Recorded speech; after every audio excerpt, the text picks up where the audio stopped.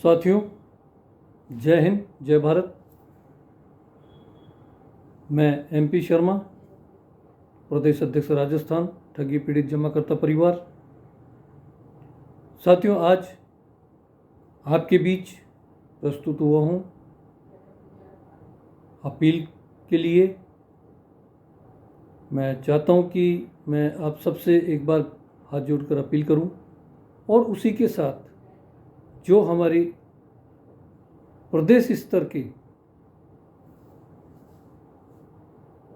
जो सरकार से हमें कानून में संशोधन करवाना था, उसकी भी जानकारी मुझे आपको देनी थी।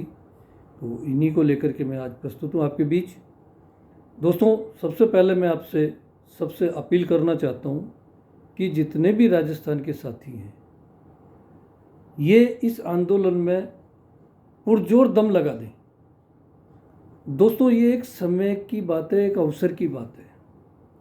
आज हमारे सामने एक ऐसा अवसर बन रहा है कि इस अवसर पर हम चाहें तो अपनी थोड़ी सी भी ताकत अगर हमने लगा दी तो विजय आपके चरणों में होगी।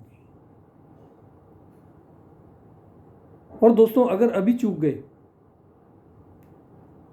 तो आप ये मान के चलिए कि फिर कब ऐसा अवसर आएगा ये तय नहीं है। हालांकि अवसर आते रहेंगे ज़िंदगी में, लेकिन ये एक इतना बढ़िया अवसर हमको मिल रहा है। और मैंने एक मैसेज किया था सभी पदाधिकारियों से भी कि वो अपने अपने तहसील की और अपने अपने ज़िले की वो सूची मुझे दें, जिसमें हमारे कार्यकर्ता मथुरा फरा पहुंचने के लिए तैयार हैं। तो उनकी एक संभावित सूची मैंने मांगी थी और उसकी अंतिम तिथि मैंने 25 तारीख भी बताई थी। अभी तक जो रुझान मुझे मिले हैं, मेरे कुछ साथी हैं जिन्होंने सूचियां मुझे उपलब्ध करा दी। कई साथी अभी इसको सीरियसली नहीं ले रहे हैं, लेकिन जिन लोगों ने जो मुझे सूचियां पहुंचाई है, उनसे अभी तक की जो संख्या है वो लगभग 2000 से 2500 के बीच आ रही है।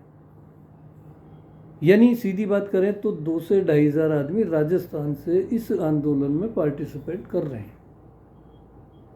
हालांकि मुझे उम्मीद है कि अभी भी 2-3 दिन बाकी हैं और कार्यक्रम में तो अभी 8-10 दिन बाकी हैं, तो संख्या तो और बढ़ेगी।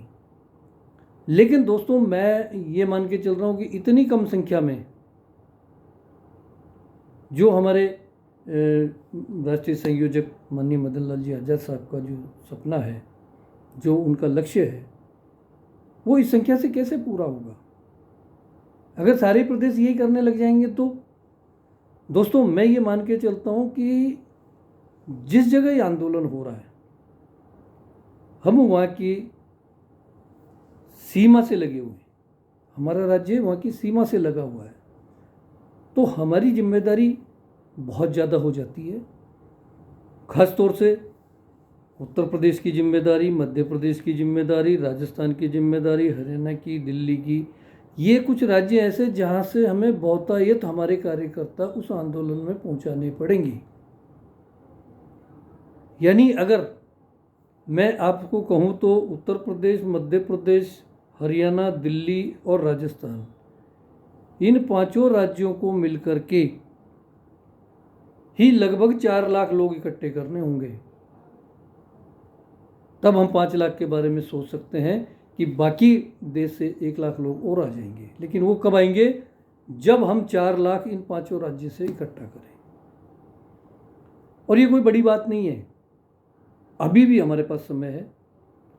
अगर हम लोग अब भी पूरी ताकत के साथ, पूरी मशक्कत के साथ, पूरी रणनीति के साथ अगर हम आज भी लग जाते हैं तो हम लोग इस लक्ष्य में सफल हो सकते हैं। तो मेरी समस्त प्रदेशवासियों से, राजस्थान के सभी ठगी पीड़ित और कार्यकारिणी के सदस्य और पदाधिकारियों से ये निवेदन है कि सभी लोग पुरजोर कोशिश करके और इस लक्ष्य को पूरा करने में लग जाएं। दोस्तों, हम बिल्कुल एक कदम पर ही हमारे जीत है और इस अवसर को हमें किसी भी हालत में जाने नहीं देना है, गंवाना नहीं है इस समय को। ये बहुत ही अच्छा अवसर हमको मिला है और इस अवसर को अगर हमने कैच कर लिया तो आप ये मान के चलिए कि हमें किसी और आंदोलन की ज़रूरत नहीं पड़ेगी। इसलिए मैं पुनः सभी से ये अपील करता हूँ कि जिन लोगों ने लिस्टें नहीं दी हैं वो मुझे लिस्टें उपलब्ध कराएं और अभी भी प्रयास करें और ज़्यादा से ज़्यादा लोगों को वहाँ पहुँचाने का कष्ट करें। दूसरी बात जो मैं आज आपसे कहना चाहता हूँ कि हम लोगों में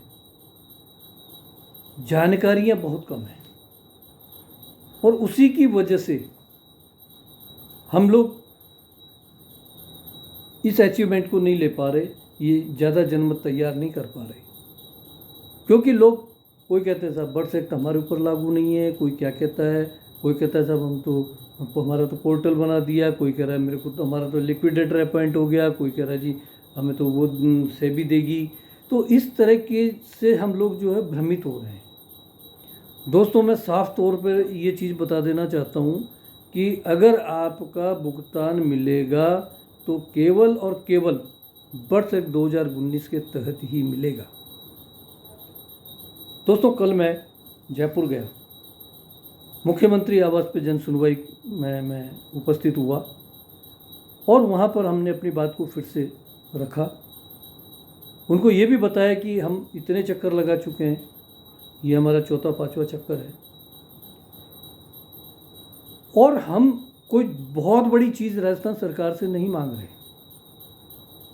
कल मेरी उनसे काफ़ी लंबी चौड़ी वार्ता हुई, सारी नोटिफिकेशनें मैं लेकर के गया हूँ, उनको बताया कि ये यूपी की ये नोटिफिकेशन है। जब उत्तर प्रदेश ने इस तरह की नोटिफिकेशन जारी की तो राजस्थान क्यों नहीं कर सकता? मध्य प्रदेश ने जब ये नोटिफिकेशन जारी की है तो राजस्थान क्यों नहीं कर सकता? ये पंजाब सरकार ने जारी की है, दिल्ली सरकार ने जारी की है, हरियाणा सरकार ने जारी की है। ये सारी नोटिफिकेशनें मैंने जाकर के कल उन ओएसडी साहब से भी बात की और उनको बताया कि इसको करने में दिक्कत कहाँ है, मुझे आप वो बताइए। अगर आपको कोई समस्या है वो हमें बताइए, हमें संतुष्ट कीजिए, हम कोई और तरीका ढूंढेंगे। लेकिन दोस्तों, वो ये भी हमें नहीं समझा पाए कि इनमें दिक्कत क्या है। उन्होंने हमारी बात को स्वीकार किया कि आप बिल्कुल अपनी जगह सही हैं और ये संशोधन होना चाहिए। उसके बाद में एक नोडल अधिकारी जो क्रेडिट कोऑपरेटिव सोसाइटी के जो सहकारी भवन में बैठते हैं, मैं उनसे भी जाके मिला। उनसे भी कम से कम 1 घंटा पौन घंटा हमारी बात हुई। वो उनके पास सारी जानकारियाँ उपलब्ध थी, लेकिन वो ये कह रहे थे जी हम करेंगे कैसे, पैसा सब केंद्र की एजेंसियों के पास है। तो उनको बताया कि केंद्र से हम लड़ाई लड़ रहे हैं, उसके लिए आपको परेशान होने की ज़रूरत नहीं है। कल मैंने उनको एक ही चीज़ समझाई है कि आपको केवल इस कानून में संशोधन करना है जिससे इन सब कंपनियों और सोसाइटियों की जो संपत्तियां जो फर्जी तरीके से बेची जा रही है, उनकी फर्जी रजिस्ट्रियाँ करवाई जा रही हैं, उन सबको रोका जा सके। क्योंकि अगर हम सक्षम अधिकारी के पास जाते हैं, अगर जिला कलेक्टर के पास जाते हैं तो वो कहता है जी हमारे नाम के कोई आदेश नहीं, हमको हमारे पास ऐसी कोई पावर नहीं है। उप रजिस्ट्रार के पास जाते हैं तो वो कहते हैं जी हम ये सब कर नहीं सकते। यही चीज़ हमने कल नोडल अधिकारी जी को बताया और उनको ये कहा कि उनके सामने ये प्रॉब्लम है, आप इसमें जिला कलेक्टर को सहायक सक्षम अधिकारी नियुक्त करें ताकि ये काम एक तरीके से, जिस तरीके से कानून बनाया है, और हम इस कानून से सहमत हैं। हमने उनको ये भी बताया कि ये एक ऐसा कानून है जिसको हम चाहते हैं कि ये पूरी तरह इम्प्लीमेंट हो। तो दोस्तों, वहाँ से भी हमें काफ़ी शुभ संकेत और आश्वासन मिला है।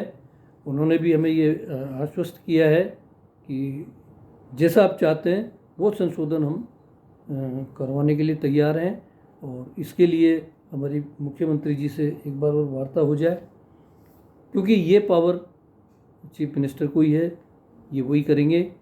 तो उसके लिए कल हमारे बहुत अच्छे प्रयास रहे हैं, और ये सब प्रयास आप लोगों की ताकत की वजह से हुए हैं, क्योंकि आप लोगों की जो शक्ति है उसी से हम लोग मुख्यमंत्री आवास पे उनसे बहस कर पा रहे हैं, नोडल अधिकारी से बहस कर पा रहे हैं, उनको समझा पा रहे हैं। तो ये ताकत आप बनाए रखें। और फिर से पुनः मैं आपसे कहना चाहता हूँ कि ज़्यादा से ज़्यादा संख्या में 31 जुलाई को मथुरा फरह पहुँचना है। और दोस्तों मैं एक दिन पहले वहाँ पहुँचूँगा, मैं 30 तारीख को ही वहाँ पे पहुँच जाऊँगा। तो मैं आप सबके स्वागत के लिए मैं एक दिन पहले पहुँच रहा हूँ, और मैं चाहता हूँ कि आप भारी तादाद में, हाँ हो सकता है कि बाड़मेर से, गंगानगर से, या अपना जो है बांसवाड़ा से, जैसलमेर से, यहाँ से संख्या कम हो सकती है। लेकिन जो सीमावर्ती हमारे ज़िले हैं, अलवर है, भरतपुर है, दौसा है, करौली है, धौलपुर है, सवाई माधोपुर, गंगापुर है, जयपुर है, ये यहाँ तक के ऐसे ज़िले हैं कि ये भारी तादाद में वहाँ पे अपने कार्यकर्ताओं को लेकर के पहुँचे, और ये हम सबकी जिम्मेदारी भी बनती है। धन्यवाद। जय हिंद, जय भारत।